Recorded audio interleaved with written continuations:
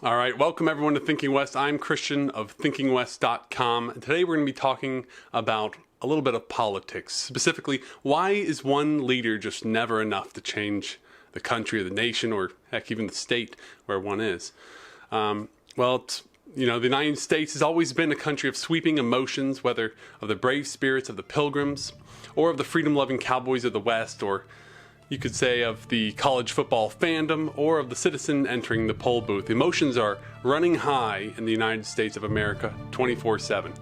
Now, with those sweeping emotions and the unavoidable propaganda of political campaigns, we tend to believe that if our guy wins just this once, he will save the nation from a trend of disappointing political events.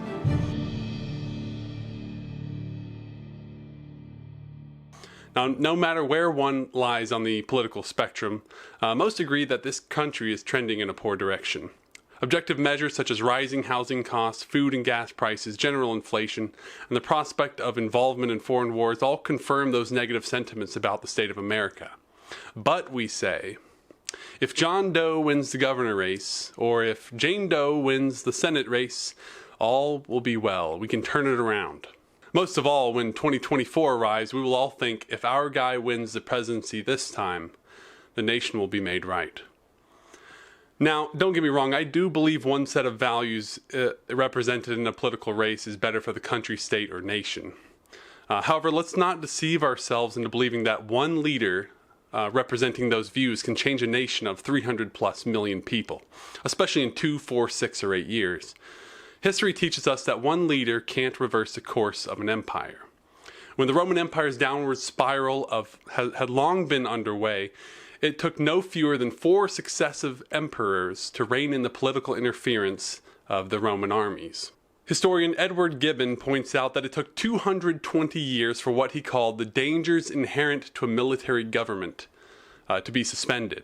And he was referring to the Roman legion's frequent usurpation of political power. In a nutshell, saving an empire is difficult. Now let me tell you a little about the tragic case of Pertinax. Pertinax ascended the Roman emperorship after the fall of the tyrannical Commodus as a savior of the empire. He had the high hopes of the Roman people in him. This tragic reformer displayed many of the ideals we expect of good leaders. He was reluctant to accept power, frugal with public funds, he hated wastefulness, and showed forgiveness even to his personal enemies and the memory of the much-hated Commodus. He respected justice, a virtue recognized widely throughout Rome, and desired to instill discipline in the lax Roman legions. Now, Gibbon writes of Pertinax's mission, quote, "To heal as far as it was possible the wounds inflicted by the hand of tyranny was the pleasing but melancholy task of Pertinax." End quote. Now, Pertinax quickly moved to reverse many of the evils created by Commodus, such as oppressive taxes which had reportedly doubled household expenditures. Instead, Pertinax restored a healthy treasury by economy and industry, which he considered the genuine sources of wealth.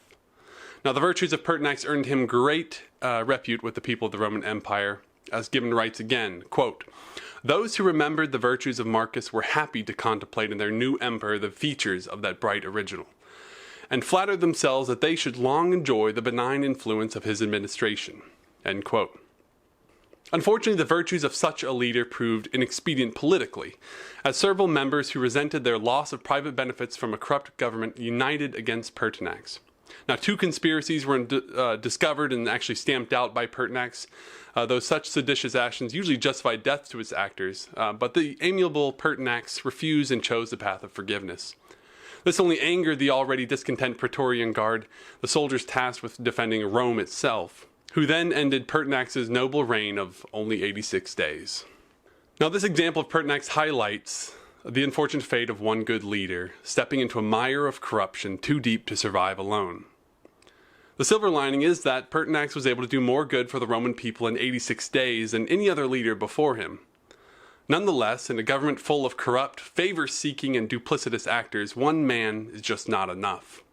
Thus, when casting our votes at any point in the next many years, though we should seek another Pertinax, we can't expect that one politician alone can fight against the tide of evil.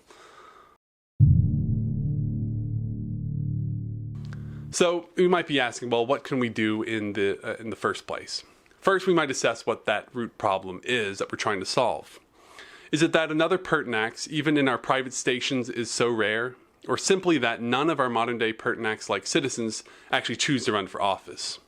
In the first case, the solution is simple in words, but truly difficult in actions. It's to raise more virtuous people.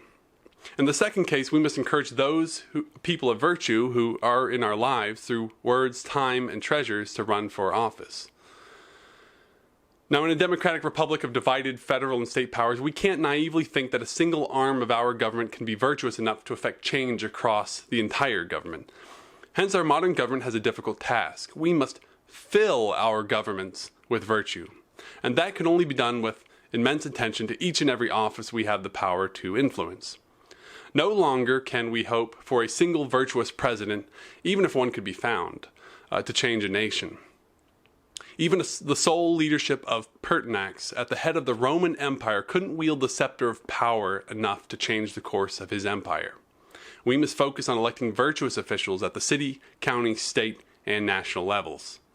Because of the divided nature of our government, which I do believe is the best form, albeit not without flaws, political change relies first on cultural change. Influential political individuals and organizations have become increasingly privy to the fact that culture precedes politics in a society where citizens hold voting power. In a monarchy, the culture wars are much less influential in politics, but in a democracy or a republican form of government, the culture dictates the tide of politics. Hence, in the United States, and I expect in many other places around the world, political powers have increasingly turned towards social and cultural means of effecting deeper shifts in politics. If one is to win the future political war, one must plant those seeds in the culture now. Hence, while we can vote for the most virtuous leaders at all levels of government, the best insurance for the future is to plant the seeds of virtue in our culture today.